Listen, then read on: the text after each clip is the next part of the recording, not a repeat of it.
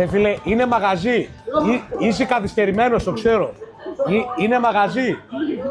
Ναι, ξέρω ότι τον μπαμπά σου δεν τον ξέρεις.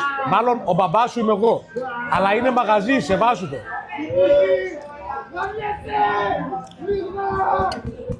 Ρε, είναι μαγαζί, ρε, καθυστερημένο.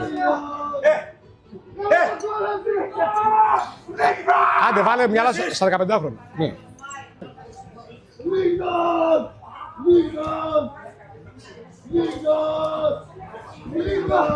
Ρε, είναι μαγαζί, ρε, είναι μαγαζί, ρε. Ρε, καθυστερημένα, είναι μαγαζί. Καθυστερημένα, ακούτε, είναι μαγαζί. Ασφαλείας. Να, εδώ είναι ο αμυστή εργαζόμενος. Αυτός, ρε, είναι μαγαζί, ρε βλάκα. Ρε βλάκα, είναι περιουσία μαγαζιού. Αυτός, ας πούμε, ο Παρθένος, είναι αμυστή εργαζόμενος, κατάλαβε.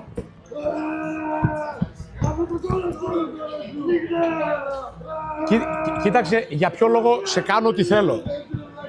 Κοίτα, για ποιο λόγο σε κάνω ό,τι θέλω. Έρχομαι από εδώ και μου κλάνεις μια μάντρα. Να, είδες η ωραία. Κλάσε μου μια μάντρα. Ναι, τι θέλετε. Ρε φίλε, σε βασίλει το μαγαζί, ρε φίλε. Ρε φίλε, σε βασίλει το μαγαζί. Το ξέρω, είσαι βλάκας. Είσαι βλάκας. Σε βάζω το μαγαζί. Μπα. Δεν γίνεται δουλειά έτσι. Δεν γίνεται.